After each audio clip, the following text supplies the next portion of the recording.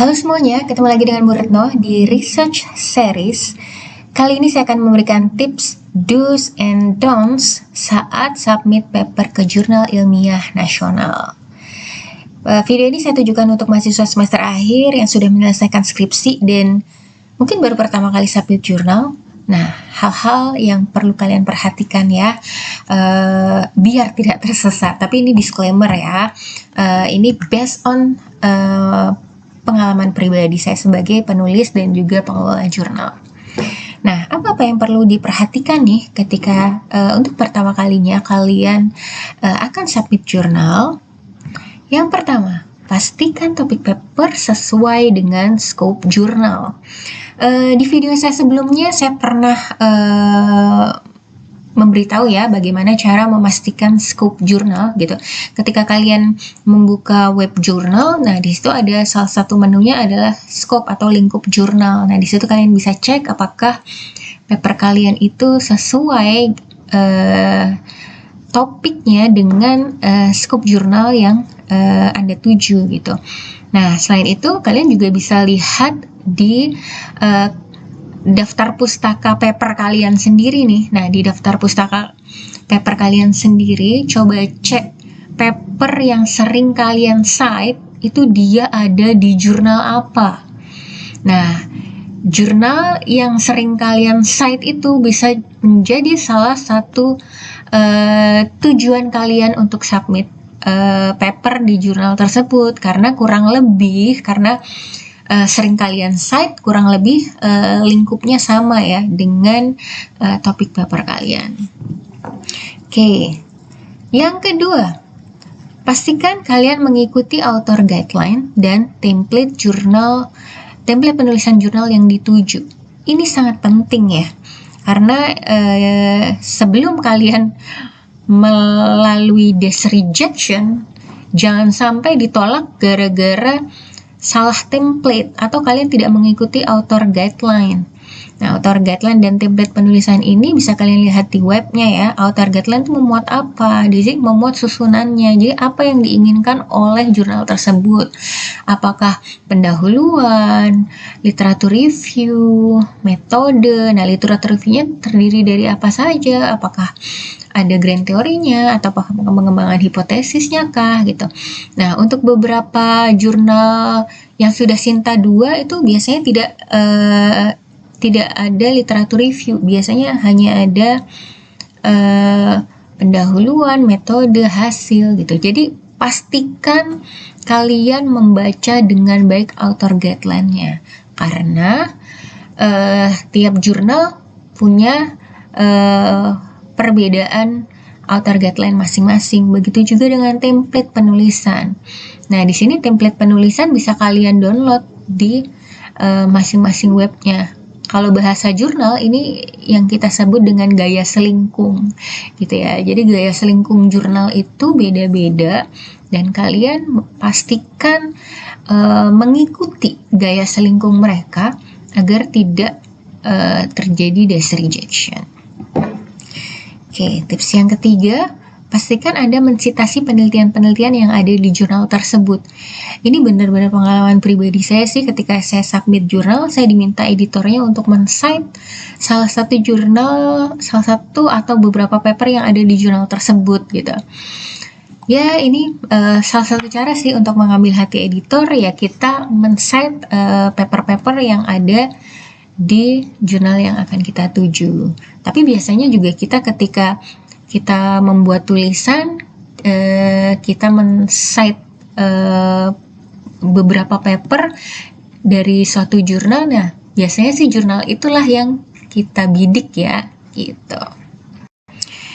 Oke, tips yang keempat, hindari plagiarism. Pastikan similarities index Turnitin paper sesuai ketentuan jurnal yang dituju. Nah, tiap jurnal ini punya kebijakan similarities index yang berbeda-beda ya.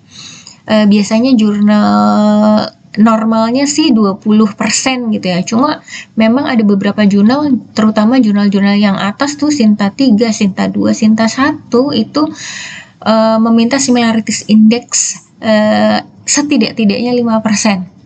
paling besar itu 5% gitu. Jadi make sure kalian memahami similarities index yang ada di tiap jurnal yang kalian tuju.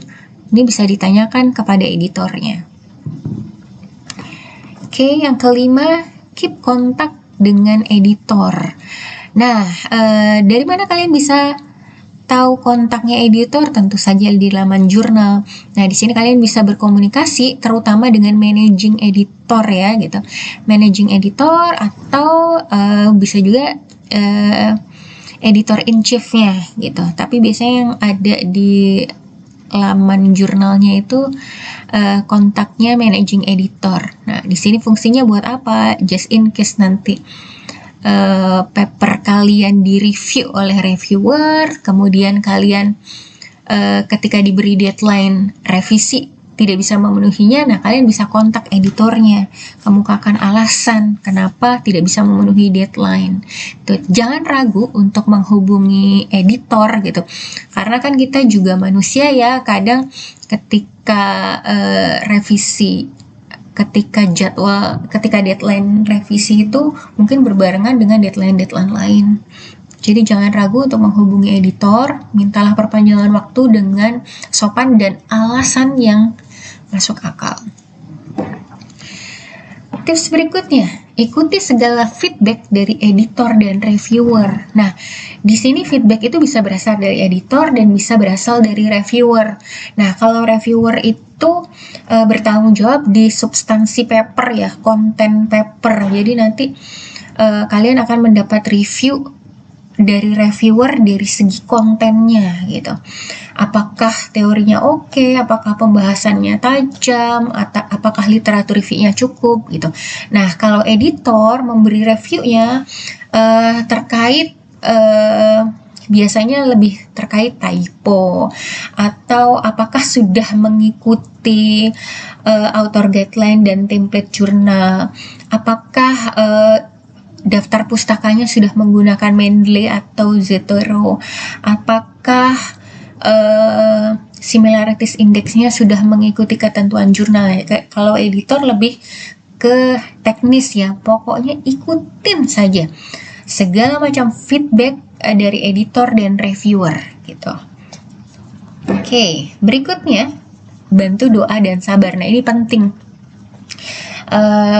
Proses dari submit jurnal hingga di review hingga akhirnya diterima itu memakan waktu yang panjang gitu, dan ini harus sabar. Kalian nggak bisa memburu-buru editor, karena editor itu akan mengirimkan paper kalian ke reviewer. Nah, kadang reviewernya nggak cuma 1, 2, bahkan 3 gitu.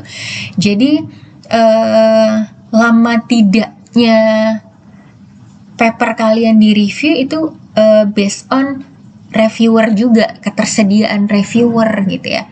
Jadi yang penting banyak-banyak berdoa dan sabar gitu. Nah, tips yang terakhir adalah rajin-rajin buka OJS untuk cek status jurnal. OJS itu apa, Bu? Online Journal System. Kalau sekarang kan kita submit paper melalui online ya, online journal system. Jadi kalian bisa men-trace status jurnal kalian itu sudah di tahap mana. Apakah sudah di tahap baru dicarikan reviewer, apakah sedang direview, atau sedang di editor in chief gitu. Jadi rajin-rajin buka OJS untuk cek status jurnal kalian. Tapi biasanya ketika reviewer sudah menyelesaikan reviewnya, nanti reviewer akan memberikan kepada editor, dan editor itu secara otomatis akan menghubungi kita gitu. Jadi walaupun kita tidak mencek status jurnal, kadang editor mengingatkan via email gitu. Oke, lalu apa-apa yang kira-kira tidak boleh kita lakukan ketika kita submit jurnal? Nah, ini dia, jangan submit di lebih dari 1 jurnal. Ini tentang etika. Jadi ketika kamu sudah submit paper kamu di 1 jurnal, selesaikan dulu urusan kita dengan satu jurnal ini sampai benar-benar di reject. Kalau sudah benar-benar di reject, baru kita submit di jurnal lain. Jangan sampai kita submit satu paper ke beberapa jurnal. Nah, itu nggak etis. Itu sangat berbahaya. Kenapa berbahaya? Karena misalnya kita sudah diterima di jurnal ini, di jurnal A misalnya, lalu yang jurnal B juga ternyata accept gitu. Nah, ini bisa ada 2 publikasi. Nah, ini bisa ada yang disebut dengan auto plagiarism. Nah, ini melanggar etika.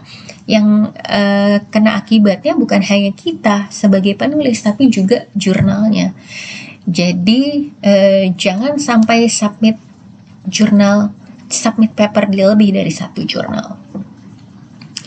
Oke, yang kedua, jangan withdraw ketika sudah melalui beberapa revisi. Nah, ini bisa mengakibatkan kita di blacklist jurnal.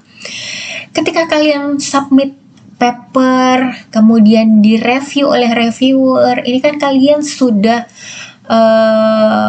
menghabiskan waktunya editor dan menghabiskan waktunya reviewer ya. Beberapa editor dan reviewer itu ada yang tidak dibayar gitu ya. Jadi ini adalah tugas intelektual tertinggi gitu. Jadi ketika kita sudah mereview dan editor sudah mereview, sudah istilahnya mereview secara teknis, reviewer mereview secara substansi, lalu si penulis email akan mewithdraw, itu sungguh melukai hati kami gitu sebagai editor, sebagai reviewer gitu, karena pekerjaan mereview itu sudah menghabiskan waktu gitu. Jadi ketika kalian withdraw, bayangkan kan kalian menyia-nyiakan waktu reviewer dan editor gitu. Nah, ini bagi penulis sendiri bisa mengakibatkan penulis yang bersangkutan di blacklist jurnal tersebut. Oke, yang tidak boleh dilakukan berikutnya adalah jangan terlalu lama mengembalikan revisi. Ketika kita sudah di-review, nah, pastikan kalian memenuhi deadline. Jika di deadline oleh editor 2 minggu, maka kembalikan revisian dalam waktu 2 minggu. Kalau tidak bisa, ya komunikasikan dengan baik. That's why tadi di awal kita sebut keep contact dengan editor. Nah, yang terakhir, jangan meminta perpanjangan waktu berkali-kali. Nah, ini sangat menghabiskan waktunya jurnal ya, menghabiskan waktunya editor, karena jurnal itu punya tenggat waktu kapan mereka akan publish gitu. Nah, bagaimana jika ditolak? Submit lagi, tapi direvisi dulu. Jadi ketika kita ditolak, kalau tolakannya adalah dalam bentuk desk rejection, misalnya tidak sesuai template, tidak sesuai author guideline, maka direvisi dulu, sesuaikan template dan sesuaikan author guideline. Tapi kalau ditolaknya karena substansi, berarti substansinya dibenerin. Lalu kalian bisa submit ke jurnal lain.